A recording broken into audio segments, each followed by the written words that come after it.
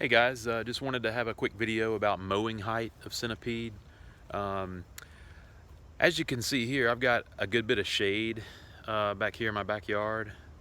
Um, and so as a result of that, I uh, keep my height of my grass on the higher end of the accepted uh, of what's recommended. So Centipede, it's recommended, and it depends on the type of mowing that you do. If you have a reel mower, like a powered reel mower, which most people don't, um, that's like a very select few, but you can go low with Centipede. It actually really likes that if you have full sun, um, really good sun conditions. Otherwise, as you can see back here, I've got a good bit of shade. Uh, it I like to keep it on the higher range. So the range for Centipede, the best range is 1 to 2 inches, and that depends on your conditions that you have on in your lawn. So I keep mine at 2, and it's a really good height for it. I really like it. It has that kind of lush look to it. It's not so tight that it um, looks too low. It's just got that nice lush look to it. I want to show you kind of what it looks like here in the morning. As you can see here, this is probably the best part of the yard, but it looks really good at the 2 inch mark. Um, so that's what I would recommend for you, just with a rotary mower, the standard, push mower. And as far as mowing frequency goes, if you feed it kelp, a kelp product, which is very beneficial, there's a lot of growth hormones within that sea kelp that make the grass really grow quickly if you're not careful with that stuff and you put too much out. Last year I put probably more than was recommended at one feeding, and I was out here mowing every 2 days because it was growing so quickly.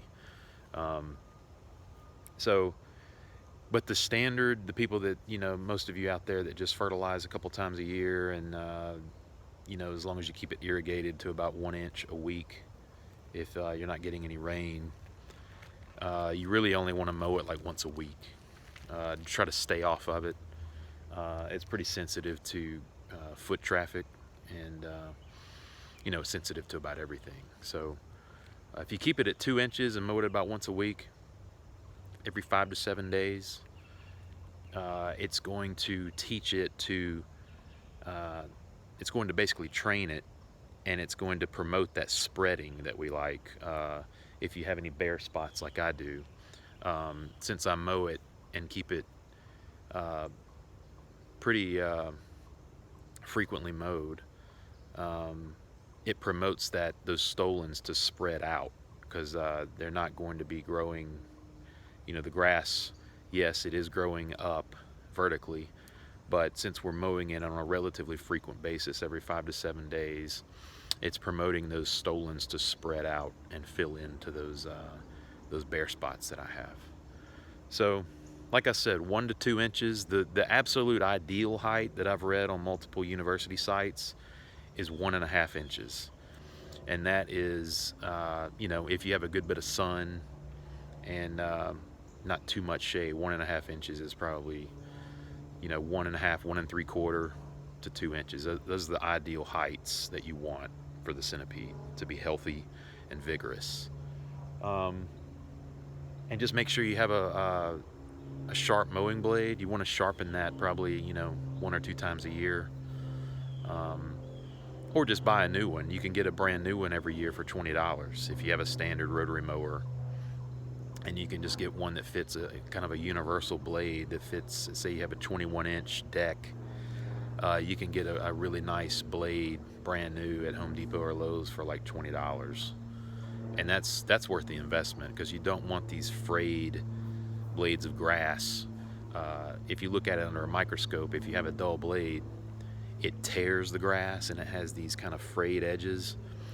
Whereas now I also have a manual reel mower, and that thing, it was only $80, and I got it at Walmart of all places. But it's done really well as far as the clean cut that I get with that thing.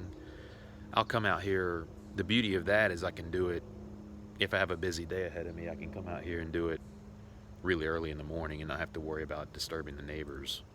Um, but that cut you get with that reel mower is like scissors, and there's a big difference between cutting with that as far as the health of the grass is concerned. If you look at that cut under a microscope, it is a clean snip that each of those blades of the reel are snipping like scissors, and is very healthy for the growth of the turf. And you know, it's not going to get that manual reel. It's not going to get every single blade of grass because I've got a 5 blade reel mower, but it does a really good job as far as like not getting caught up in the sticks or acorns that I've heard a lot of people have issues with, and just keeping it at 2 inches. Um, I do that from time to time, but I also like the look of mowing and bagging my clippings. So it has that clean, vacuumed type look that you get. Whereas mulching, if you don't have a very good mulcher and it leaves behind a bunch of clumps, you don't want that, obviously.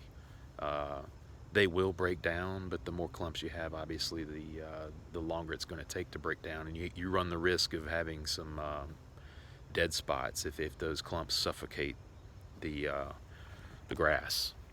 So just to recap, 1 to 2 inches, 1.5 to 2 is probably preferable.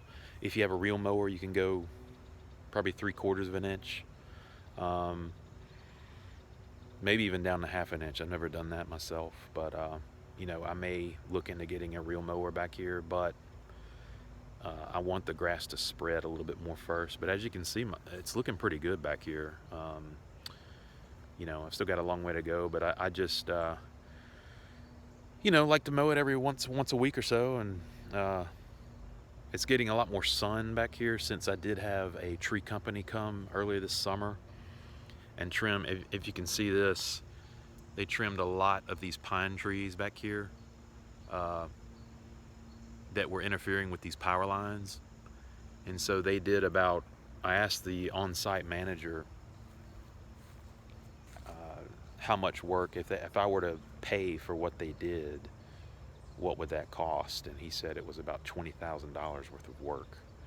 So that helped me out a big time as far as getting more sunlight out here, because as you can see here, I've got just giant trees everywhere. So those are just some general thoughts I had about mowing and just frequency and height of cut. And we'll go into more just kind of basics or fundamentals of caring for centipede. But that's my thoughts on mowing height and frequency. And like I said, this is backed by a lot of university studies as far as the ideal height of centipede and ideal mowing frequency.